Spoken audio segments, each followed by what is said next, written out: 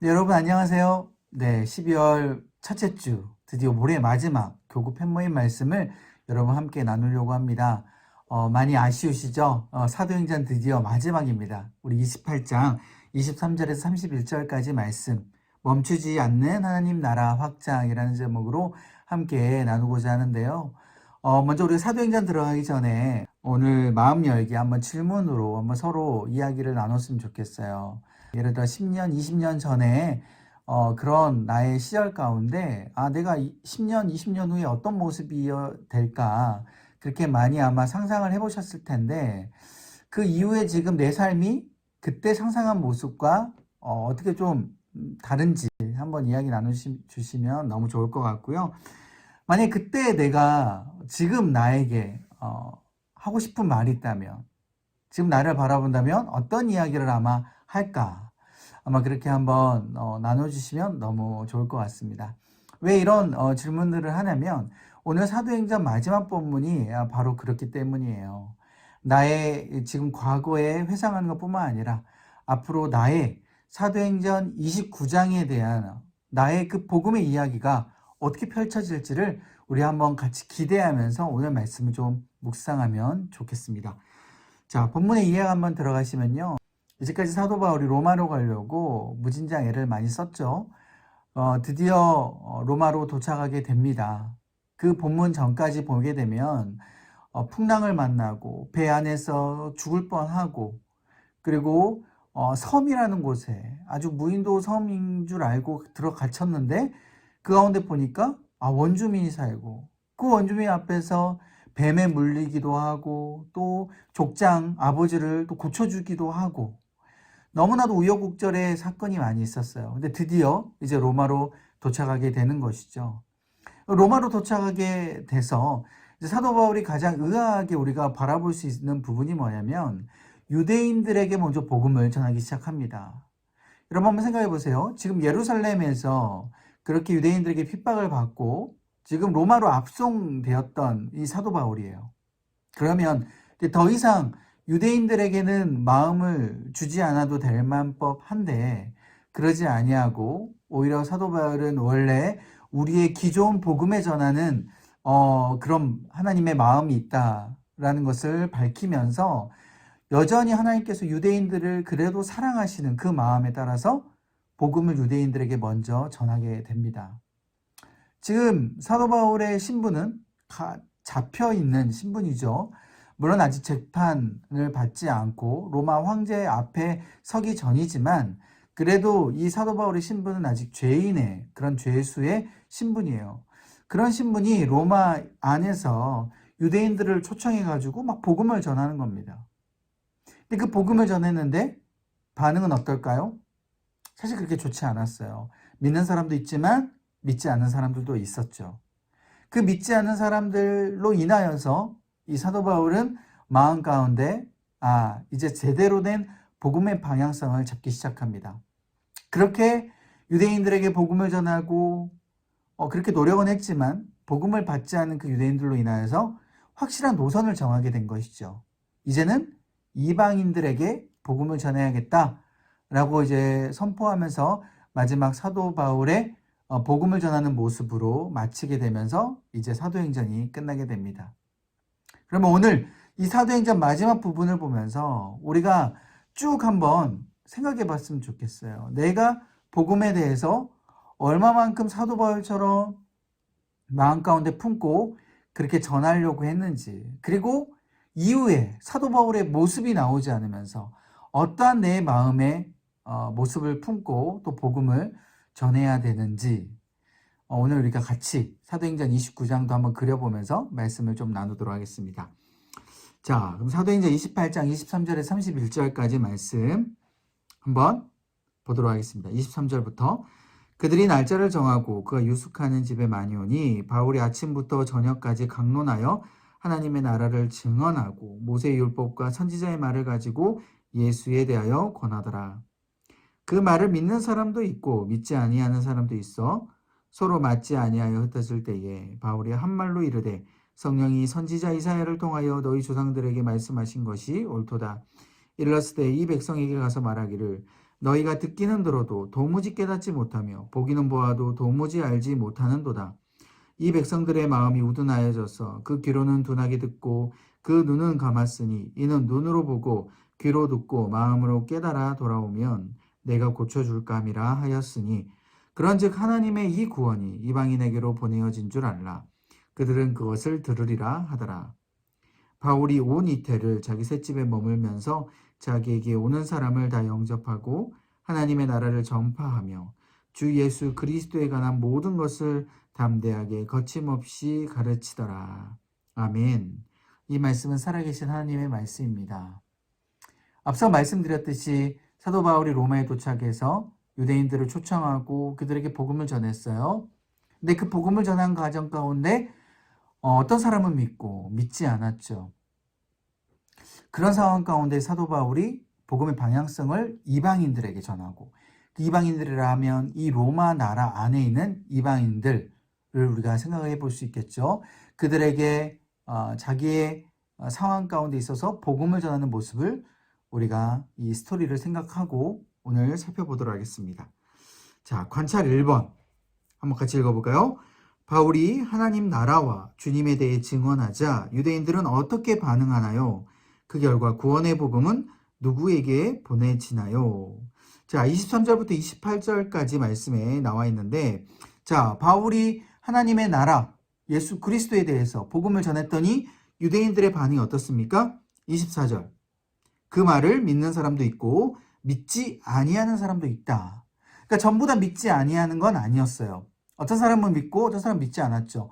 우리가 생각했을 때는 한 영혼이 천하보다 귀하다고 생각하니까 당연히 유대인들에게 이렇게 복음을 전했을 때 어느 정도 이 정도는 예상하지 않았냐라고 물어볼 수 있겠죠. 그런데 사도 바울은 지금 어떠한 상황이에요? 유대인들에게 그렇게 공격받고 그렇게 마음이 어려운 상황에서 하나님께서 주신 그 복음의 어떤 순서, 그거를 따르고자 유대인들에게도 먼저 내가 전해야겠다 생각하면서 결단하고 유대인들에게 복음을 전했어요. 그런데 이제 자기 자신에게 남은 시간은 이제 얼마 남지 않고 이렇게 굉장히 어려운 상황 가운데 복음을 전하고 있는데 유대인들이 이 복음을 너무나도 쉽게 생각하고 홀대하고 믿지 않은 거예요. 사도 바울의 마음이 어떨까요? 그래서 사도 바울이 이사야서 26절에 보면 이사야서 말씀을 빗대어서 이들을 비판합니다. 26절 너희가 듣기는 들어도 도무지 깨닫지 못하며 보기는 보아도 도무지 알지 못하는도다 라고 이사야서의 말씀을 이야기를 하고 있죠. 그러니까 지금 영적으로 아둔한 상태예요. 하나님을 보고도 복음을 들어도 듣지 못하고 보아도 보지 못하는 그런 영적인 아둔한 상태를 사도 바울이 이야기하면서 사도 바울에게 지금 자신이 복음의 방향성이 이제 어디에 있는지를 정확하게 이야기를 하죠. 자, 28절. 그런즉 하나님의 이 구원이 이방인에게로 보내어진 줄 알라. 그들은 그것을 들으리라 하더라. 뭐라고요? 이방인들은 복음을 들을 것이다. 유대인들에게 쏟는 에너지 10분의 1만 이방인들에게 쓰면요. 이들은 복음을 지금 받아들인다는 거예요. 그만큼 유대인들에게는 하나님에 대한 복음이 너무나도 잦혀져 있고 그 가운데 더 이상 사도 바울이 유대인들에게 이제 힘을 쓰지 않는 그런 마음을 이제 표현을 한 것이죠. 자, 그래서 바울의 한번 입장을 우리가 한번 생각해 봤으면 좋겠어요. 지금 사도 바울 입장에서는요, 하나님이 자신을 이미 유대인들 말고 로마 가운데 보내서 이방인들에게 복음을 전하는 그런 사명을 이미 알고 있었습니다. 그리고 그것을 각오하고 로마로 또 압송되는 그런 상황이었고요. 근데 사도 바울 입장에서는 자신의 그 하나님께서 이 유대인들을 향한 그 마음을 알았기 때문에 유대인들에게 복음을 전했어요. 그리고 유대인들을 초청해서 열정적으로 전했습니다. 아침부터 저녁까지 전했어요. 너무나도 열심히 전했지만 일부만 그 복음을 받아들였죠. 여러분, 이 유대인들의 이 영적 소경의 모습을 보면서 이 사도 바울은 앞으로 이방인들에게 하나님의 복음이 더 퍼지고 이제는 주객 전도가 되어서 이방인들이 더 하나님 나라 가운데 크게 쓰임받고 하나님 앞에 구원을 얻겠다라는 이 사도 바울의 마음이 이제는 나타나게 된 것입니다. 그 전까지는 조그만 유대인들에 대한 그래도 일말의 희망을 조금이나마 가졌겠다라는 우리가 생각을 해볼 수 있죠. 적용과 묵상을 한번 보세요. 하나님의 말씀을 똑같이 듣는데 우리가 받아들이는 그 말씀의 은혜는 각각 달라요. 어떤 사람은 말씀을 듣는데 은혜를 많이 받고 또 어떤 사람은 말씀을 듣는데 은혜를 받지 못하는 그런 상황으로 나눠지죠. 이것은 우리의 영적 준비 상태가 다르기 때문이에요. 마음이 딱딱해져서 우둔해지고 또한 무거운 짐, 여러 가지 세상 것에 눌려서 듣지 못하는 그런 둔함, 그리고 말씀을 식별하지 못해서 감겨져 있는 눈, 이렇게 우리가 우리 마음 가운데 생각을 해볼 수 있다라는 것이죠. 하나님의 말씀 우리가 받아들이려면, 우리가 제대로 깨우치려면 이러한 눈, 귀, 마음 다 준비가 돼야 된다는 겁니다. 세상 것에 대해서 우리가 마음에 내려놓을 수 있는 것도 필요하고, 또한 우리가 딱딱해서 하나님께서 말씀을 들었을 때 정말 들어오지도 못하는 그런 마음 상태가 아닌 정말 말랑말랑 하나님의 그 은혜가 촉촉히 담비에 적시는 그런 마음 상태로 우리가 하나님의 말씀을 또 들어야 되는 것이죠. 물론 어렵죠. 근데 우리가 하나님의 복음의 그 은혜를 받고 못 받고의 여러분 차이는요, 이것은 죽고 살고의 문제예요. 단순히 오늘 예배 들어서 오늘 은혜를 못 받았네 하고 끝날 일이 아니다라는 거예요. 내가 오늘 은혜를 못 받았으면 그 가운데 내 영적인 상태뿐만 아니라 나의 삶이 더 죽어간다라는 겁니다, 여러분. 여러분, 천지와 같은 이 갭 차이를 여러분 우리가 깨달아야 되는 거예요. 그래서 우리가 목숨을 걸어야 되는 것이죠. 이 말씀에 대한 은혜, 이 복음이 들었을 때 내가 어떻게 반응하는지에 대해서 우리가 민감하게 살펴보고 거기에 반응하면서 우리가 결심하며 나아가는 우리의 모습이 필요하다라는 겁니다. 여러분, 그랬을 때 하나님께서는 물론 참아주시지만 결국 나중에 이 복음이 어떻게 옮겨갑니까? 이방인들에게 옮겨가요. 다른 사람에게 옮겨가요. 나에게 주실 은혜가 다른 사람에게 옮겨가는 겁니다. 여러분, 얼마나 이게 억울합니까? 그죠? 나에게 주실 그 은혜가 다른 사람이 받는다. 물론 그 다른 사람도 사랑하는 사람에게 은혜가 주시면 너무 좋죠. 근데 이것은 그 사람의 받을 그 목뿐만 아니라 내가 받을 목을 지금 못 챙겨 먹는 거예요. 내가 살고 죽는 그 문제 가운데 내가 죽어버리는 겁니다. 그래서 내 은혜가 다른 사람에게 배가 되어서 그 다른 사람이 더 받는 거예요. 여러분, 나눔 한번 보시죠. 부부가 같이 예배를 드리면서 말씀을 듣거나 큐티 말씀을 하는데 이런 같은 말씀임에도 불구하고 혹시 다르게 반응하고 은혜를 나눈 적이 혹시 있지 않은지, 한 사람은 은혜를 누리는데 한 사람은 은혜가 되지 않는 부분이 있었다면 여러분 한번 나눠주시면 좋을 것 같고요. 그때 어떤 마음이 혹시 들었을까요? 같은 은혜로 공감하려고 더 노력하고 끝까지 말씀을 나누려고 노력했는지. 왜냐면 한번 은혜가 안 된다고 해서 그냥 서로 더 나누지 않고 내가 말씀의 은혜가 되지 않는 상태에 거기서 끝나버리면 그것은 어쩌면 내 영혼이 그대로 죽고 내 아내나 남편이 말씀의 은혜로 더 누리게 되는 것이겠죠. 노력을 해야 되는 거예요. 사도 바울이 이제 유대인들에게 말씀을 듣지 않는다고 해서 거기서 포기하는 게 아니라 이제 이후에 우리가 질문 보면 알겠지만 이 사도 바울은 거기에서 아침부터 저녁까지 말씀을 강론했고 그뿐만 아니라 이후에 이방인들에게도 복음을 전하는 모습을 우리가 보게 되는 겁니다. 말씀을 계속 끝까지 붙들고 전하고 나눠야 되는 것이죠. 자, 그래서 관찰 2번을 한번 볼까요? 재판을 기다리는 바울의 로마 생활은 어떠한가요? 만 2년 동안 바울은 어디에서 무엇을 하나요? 자, 30절, 31절. 자, 바울의 로마 생활이 지금 어땠습니까? 30절에 뭐라 그래요? 온 이태를 자기 셋집에 머물렀다. 자, 자기 셋집에 머물렀다라는 건 지금 자택 구금 지금 상황이다라는 겁니다. 지금 로마 군병이 지금 한 사람이 지금 지키고 있고요. 사도 바울은 어디 밖에 나가려면요, 로마 군병과 항상 함께 가야 되고 로마 정부에 보고를 해야 됩니다. 그런 자유롭지 못한 상황 가운데 셋집에 머물렀다. 세를 주고 집을 얻은 거죠. 거기서 2년 동안, 만 2년 동안 머물면서 그 다음에 뭐라 그래요? 자기에게 오는 사람을 다 영접했다라는 겁니다. 자기가 나가는 게 지금 자유롭지 못하니까 많은 사람들을 지금 초청하는 거예요. 영접하는 거예요. 찾아오는 사람들을 다 받는 거죠. 그리고 나서 31절 뭐라고 합니까? 하나님의 나라를 전파하며 주 예수 그리스도에 관한 모든 것을 담대하게 거침없이 가르치더라. 지금 복음을 담대하게 거침없이 가르쳤습니다. 어떤 상황에서요? 자택 구금 상태에서. 사도 바울은 자기가 할 수 있는 최선 안에서 지금 복음을 전하고 있는 것이죠. 어쩌면 나름 자유는 누릴 수 있어요. 왜냐하면 사도 바울 입장에서는 아직 재판을 시작하지도 않았고 자신은 로마 시민권자이기도 하기 때문에 완전한 어떤 죄인 취급을 받지는 않아요. 그럼에도 불구하고 함부로 움직일 수 없는 그 상황에서 사도 바울 입장에서는 어떻게 내가 이 로마 안에서 그리고 이 상황에서 복음을 전할 수 있을까 고민하다가 내가 갈 수 없으면 그들을 초청하고 또 찾아오는 소문을 듣고 찾아오는 그들에게 내가 하나님의 말씀을 정말 담대하게 전해야겠다라고 마음을 먹었다라는 것이죠.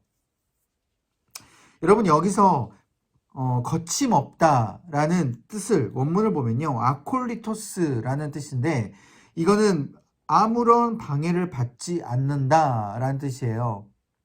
여러분 지금 방해를 그래도 어느 정도 받고 있잖아요. 자유롭지 못하잖아요. 근데 아무런 방해를 받지 않는다. 사도 바울의 마음 상태라는 거예요. 상황하고 전혀 상관없이 자신은 거침없이 담대하게 아무런 방해를 받지 않는 것처럼 하나님의 말씀을 전했다라는 것이죠. 여러분 사도 바울이 이렇게 하나님의 말씀을 담대하게 거침없이 전할 수 있었던 이유는 뭘까요? 바로 하나님의 놀라운 복음이 가장 사도 바울에게 중요했기 때문입니다.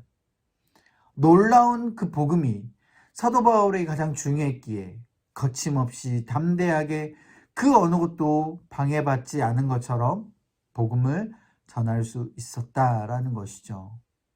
하나님께서 은혜를 주시고 복음을 전하게끔도 하시고 사도 바울의 마음도 거침없이 담대하게 전할 수 있었다라는 겁니다.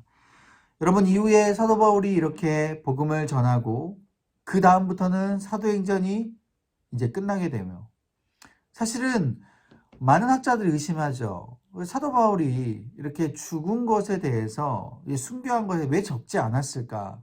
이 사도행전은 이제 누가라는 사람이 적었는데요. 이 누가가 사도행전은 마지막 부분에 왜 사도 바울의 죽음을 적지 않았는가?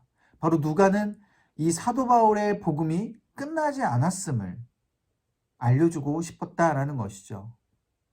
사람들에게 아직 사도 바울은 진짜 몸은 죽었지만 그 복음은 아직까지 살아있어. 그것을 사람들에게 지금 보여주고 싶어 했다라는 겁니다. 여러분 우리도 마찬가지예요. 우리도 사도 바울의 입장 가운데 우리도 이렇게 복음을 가장 중요하게 생각하고 또 소중하게 생각한다면 어떠한 자택 구금이라든지 어떠한 방해물이 온다고 할지라도 우리는 거침없이 담대하게 그 복음을 우리가 전할 수 있다라는 것이죠. 우리가 말로만 복음을 전하는 것에 우리가 끝나는 것이 아니라 실상에서 우리가 사는 이 삶 가운데 있어서 하나님의 복음을 우리가 보여줄 수 있어야 되는 거예요.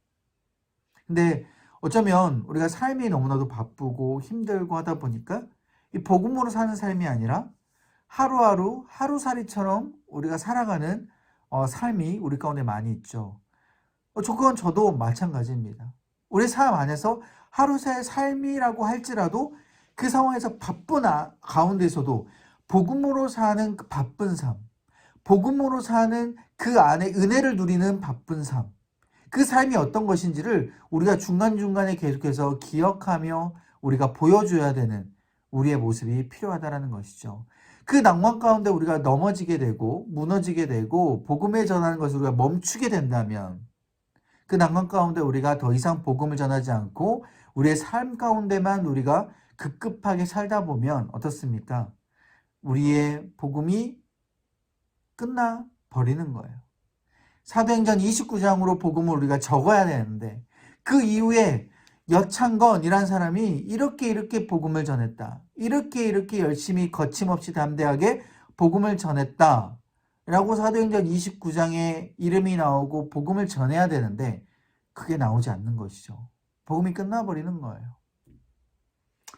사랑하는 우리 21교구 성도님 여러분, 우리 가운데 하나님의 그 복음이 가장 살아있음을 믿으시길 바라고 그 복음을 가장 중요하게 생각하시길 바라고 그 복음을 어떻게 하면 이 현대인의 바쁜 삶 안에서도 우리가 살아가면서 그 복음을 사는 삶이 어떻게 다른 것인지를 보여주기를 소망하는 저와 여러분 되시기를 간절히 소망합니다. 단순히 그 난간 하나에 우리가 무너져서 복음을 전하지 않는, 복음이 멈춰버리는 그런 삶이 아니라 계속해서 복음을 천천히라도 적어나가며 하나님 앞에 보여주기를 간절히 소망합니다. 나눔 한번 보시죠.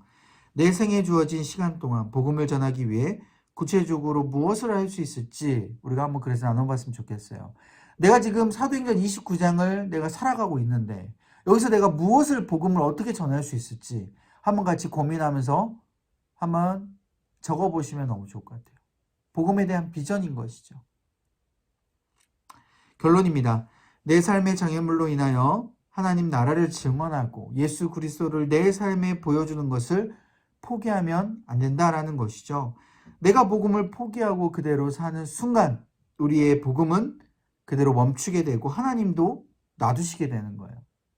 그러면 어떻습니까? 하나님께서 붙들어야 될 그 삶의 그 축복이 우리 가운데 임해야 되는데 그게 멈춰버리고 하늘의 쌍급이 쌓여지지 않는 것이죠. 여러분, 우리가 하나님의 이 복음을 붙들게 되면 우리의 삶의 축복이 영원한 복음의 메시지로 계속해서 이어지고 하늘의 상급으로 쌓이게 될 줄 믿으시기 바랍니다.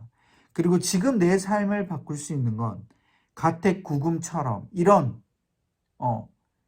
장애물들이 아니라 하나님의 복음으로 사는 것이 우리 가운데 삶을 바꾸는 가장 중요한 요소임을 여러분들이 기억하시길 바랍니다. 그래서 저와 여러분들이 사도행전 29장을 계속 써내려가면서 저 천국에 하나님 앞에 섰을 때에 그 사도행전 29장의 말씀을 우리가 같이 읊으면서 하나님 앞에 잘하였다, 충성된 종아, 내가 너와 함께 있었고 내가 너의 모든 것들을 아노라 말씀해 주시는 그 주님의 음성을 듣고 우리가 기뻐하며 저 천국 가운데 누리시기를 간절히 소망합니다.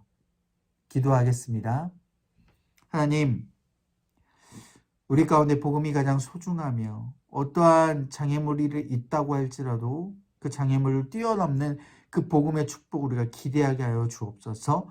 바울처럼 아침부터 저녁까지 그 복음을 전하고 또한 정말 자유롭지 못한 상황에서도 사람들을 초청하고 복음을 전하는 아버지 그 놀라운 그 열정이 우리 가운데 다시 샘솟게 하여 주시고 우리가 삶이 바쁘고 힘들다고 할지라도 우리 가운데 할 수 있는 최선의 것을 주님 앞에 드리며 온전히 하나님께서 주신 그 은혜로 인하여서 복음의 삶을 살아내는 우리의 모습 될 수 있도록 주여 붙들어 주옵소서. 우리가 모임하면서 우리의 사도행전 29장을 비전을 품고 써내려 가보려고 합니다. 주님, 우리 가운데 복음의 비전이 다시 한번 임하게 해주시고 그 복음의 비전이 우리 가운데 선명해져서 우리가 그 복음의 비전으로 살아가며 나아갈 수 있도록 주님 축복하여 주옵소서. 이 모든 말씀 예수님의 이름으로 간절히 기도합나이다. 아멘.